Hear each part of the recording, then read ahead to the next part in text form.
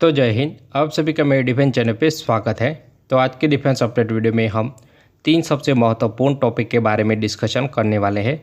तो वीडियो के पहले टॉपिक में हम एएमसी फाइटर जेट के बारे में डिस्कशन करेंगे कि अभी फिलहाल यह प्रोजेक्ट कहाँ तक पहुँचा है, कब पहली टेस्ट फ्लाइट होगी और इसके अलावा कितने प्रोटोटाइप को डेवलप किया जाएगा और इसके लिए कितना पैसा भी खर्च होगा। और इसके अलावा वीडियो के नेक्स्ट पार्ट में हम यह डिस्कशन करेंगे कि क्या भारत सुखोई 30 MKI के बाद एक हैवी कैटेगरी के 5th जनरेशन के फाइटर जेट के ऊपर काम कर सकता है या नहीं कर सकता है और इस चीज़ की कितनी संभावना है, इसके बारे में हम डिटेल से डिस्कशन करेंगे। इसके अलावा वीडियो की तीसरी अपडेट स्कॉर्पियन क्लास की सबमरीन को लेकर आ रही है। तो आप सभी को पता होगा कि अभी फिलहाल भारतीय नौसेना एडिशनल स्कॉर्पियन क्लास की सबमरीनों को खरीदना चाहती है। तो अभी फिलहाल ऐसी रिपोर्ट सामने आ रही है कि जो एडिशनल स्कॉर्पियन क्लास की सबमरीन होगी उनकी प्राइस 1 बिलियन प्लस भी जा सकती है। तो इन तीनों ही अपडेट के बारे में 1 बाय 1 डिटेल से डिस्कशन करने वाला हूं। तो अगर आप मेरे डिफेंस चैनल पे नए हैं तो प्लीज़ मेरे डिफेंस चैनल को सब्सक्राइब करें, बेल आइकन दबाना ना भूलें और कमेंट सेक्शन में जय हिंद जय भारत जरूर लिखेगा। और अगर आपको मेरे डिफेंस के रिलेटेड कंटेंट अच्छा लगता है तो मेरे वीडियो को लाइक भी कर सकते हैं। और इसके अलावा आपको डिफेंस के रिलेटेड कोई भी क्वेश्चन हो तो आप अपना क्वेश्चन कमेंट सेक्शन में ज़रूर लिखिएगा, जिसका आंसर मैं अपने आने वाले वीडियो में दे दूंगा। तो आज की डिफेंस अपडेट वीडियो को शुरू करते हैं। फिलहाल जो एएमसी प्रोजेक्ट है उसको CCS के अप्रूवल के लिए भेजा गया है और जो ये अप्रूवल है वो इस साल के अंत में या अगले साल के शुरुआत में मिल सकता है। तो CCS से अप्रूवल मिलने के बाद जो एएमसी के प्रोटोटाइप डेवलपमेंट के लिए फंड को रिलीज़ किया जाएगा, जिसके तहत एएमसी के 5 प्रोटोटाइप को बनाया जाएगा। तो CCS के अप्रूवल मिलने के बाद 3 से लेकर 4 सालों में प्रोटोटाइप को डेवलप करना होता है। प्रोटोटाइप के रोल आउट के बाद 1 से लेकर 1.5 साल के अंदर ही जो प्रोटोटाइप होता है उसकी फर्स्ट फ्लाइट को कंडक्ट करवा लिया जाता है। ओवरऑल बात करें तो CCS का अप्रूवल इस साल के अंत तक भी मिल जाता है। तो उसके बाद 3 साल प्रोटोटाइप और बाकी के 1.5 साल फर्स्ट फ्लाइट में लग सकते हैं, यानी कि 4.5 साल के बाद एएमसी की पहली टेस्ट फ्लाइट आपको देखने को मिल सकती है। तो संभावित 2027 या 28 में ही एएमसी की पहली टेस्ट फ्लाइट आपको देखने को मिलने वाली है। और इसके अलावा बात करें तो कई सारे साल एएमसी के इन प्रोटोटाइप के ऊपर टेस्टिंग चालू रहेगी। जो एएमसी फाइटर जेट है उसके लिए टोटल 5 प्रोटोटाइप को बनाया जाएगा और इन 5 प्रोटोटाइप बनाने के लिए 15,000 करोड़ रुपए की ज़रूरत है। तो जो एएमसी फाइटर जेट है वो 2033 तक भारतीय वायुसेना में शामिल होगी, ऐसी रिपोर्ट है। और इसके अलावा जो एएमसी फाइटर जेट है उसका जो मास प्रोडक्शन है वो 2035 से चालू कर दिया जाएगा। और इसके अलावा बात करें तो एएमसी फाइटर जेट में सर्पेंटाइन एयर इनटेक का यूज़ किया जाने वाला है, जिसकी वजह से इंजन के द्वारा कम से कम हीट को छोड़ा जाए। इसकी वजह से जो हीट सीकिंग मिसाइल होती है वो एएमसी को न पकड़ पाए।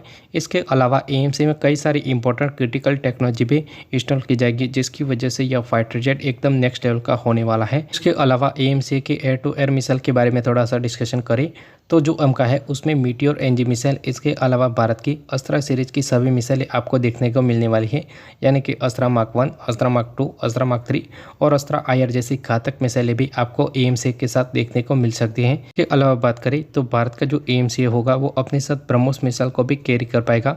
पर अभी फिलहाल जो एएमसी का इंटरनल वेपन वे है वो उतना बड़ा नहीं है, जिसकी वजह से ब्रह्मोस मिसाइल को इंटरनल वेपन वे में रखा जाए तो या तो ब्रह्मोस मिसाइल अलग से डेवलप किए जाएंगे एएमसी के लिए। हम वीडियो की नेक्स्ट अपडेट के बारे में डिस्कशन कर लेते हैं। तो मेरे पिछले वीडियो में नवी अरोड़ा जी ने पूछा था कि क्या भारत एएमसी के बाद एक हैवी कैटेगरी का 5th जनरेशन के फाइटर जेट को डेवलप कर सकता है, नहीं कर सकता है। तो जो सुखोई 30 MKI है वो भारतीय वायुसेना का हैवी कैटेगरी का फाइटर जेट है। और ये जो सुखोई 30 MKI फाइटर जेट है वो सुपर सुखोई अपग्रेडेशन के बाद भारतीय वायुसेना में 2045 से लेकर 50 तक तो रहने वाले हैं। तो क्या उसके बाद भारत हैवी कैटेगरी के 5th जनरेशन के फाइटर जेट के ऊपर काम करेगा या नहीं करेगा। भारत के द्वारा सुखोई 30 MKI फाइटर जेट के बाद एक 5th जनरेशन के हैवी कैटेगरी के फाइटर जेट के ऊपर काम किया जाए, इसके चांसेस बहुत ही ज़्यादा कम है। क्योंकि आप सुखोई 30 MKI की टाइमलाइन देखोगे तो वह 2050 तक भारतीय वायुसेना में से रिटायरमेंट चालू हो जाएगी, यानी कि तब तक पूरी दुनिया में 6 या 7th जनरेशन के फाइटर जेट आने वाले होंगे। इसके अलावा आप देखोगे तो भारत एएमसी मार्क 1 के ऊपर जो काम करा है वो 5th जनरेशन का फाइटर जेट है और जो एएमसी मार्क 2 होगा वो टोटली 6th जनरेशन का फाइटर जेट है। सुखोई 30 के फाइटर जेट के बाद भारतीय वायुसेना एक हैवी कैटेगरी के फाइटर जेट के ऊपर काम करे 5th जनरेशन के, उसके चांसेस बहुत ही ज़्यादा कम है। क्योंकि अभी फिलहाल भारत के 2 प्रोजेक्ट पेंडिंग है, एएमसी मार्क 1 और एएमसी मार्क 2। इसके बाद भारतीय वायुसेना शायद 7th जनरेशन के फाइटर जेट के ऊपर काम कर सकती है। क्योंकि आप देखोगे तो जैसे जैसे टाइम आगे बढ़ता है वैसे वैसे जो पहले एक अलग अलग मिशन के लिए अलग अलग फाइटर जेट की ज़रूरत पड़ती थी, पर अभी फिलहाल ऐसा नहीं है। एक सिंगल फाइटर जेट ही हर एक मिशन को कर सकता है। और इसके अलावा बात करें तो अभी फिलहाल फाइटर जेट की जो अलग अलग कैटेगरी है वो आगे जाके निकल भी सकती है, यानी कि एक सिंगल फाइटर जेट ही अलग अलग कैटेगरी के जो फाइटर जेट है उनका काम कर सकता है, यानी कि लाइट, हैवी और मीडियम। वायुसेना में हैवी कैटेगरी के फाइटर जेट की ज़रूरत क्यों पड़ती है? तो जो वेपन लोड होता है उसको एक बड़े नंबर में कैरी करने के लिए हैवी कैटेगरी के फाइटर जेट को यूज़ किया जाता है। पर फ्यूचर में जो ड्रोन होंगे वो अपने साथ एक बड़े नंबर में वेपन लोड को कैरी कर पाएंगे, जैसे कि कैट सिस्टम है। इसके अलावा बात करें तो अलग अलग पर्पज़ के लिए अलग अलग फाइटर जेट भी नहीं होंगे और एक सिंगल ही फाइटर जेट होगा जो अपने साथ कई सारे ड्रोन को ऑपरेट कर पाएगा, जिसकी वजह से अलग अलग जो कैटेगरी की फाइटर जेट की ज़रूरत है वो ख़त्म होने वाली है आने वाले टाइम में। ओवरऑल बात करें तो इस चीज़ के बहुत ही ज़्यादा कम चांसेस है कि भारत सुखोई 30 MK के बाद एक हैवी कैटेगरी के 5th जनरेशन की फाइटर जेट के ऊपर काम करे। वीडियो की नेक्स्ट अपडेट के बारे में डिस्कशन कर लेते हैं, जो कि स्कॉर्पियन क्लास की सबमरीन को लेकर आ रही है। तो अभी फिलहाल ऐसी रिपोर्ट सामने आ रही है कि जो भारतीय नौसेना के द्वारा एडिशनल 3 स्कॉर्पियन क्लास की सबमरीन खरीदने का प्लान है, उनकी जो प्राइस है वो 1 बिलियन को भी क्रॉस कर सकती है। जब पहले स्कॉर्पियन क्लास की सबमरीन की डील हुई थी तब पर यूनिट $625 मिलियन में पड़ी थी, पर अभी फिलहाल इन्फ्लेशन रेट की वजह से जो स्कॉर्पियन क्लास की सबमरीन है उसका रेट भी बढ़ गया है, तो $950 मिलियन के आसपास पर यूनिट पड़ सकती है।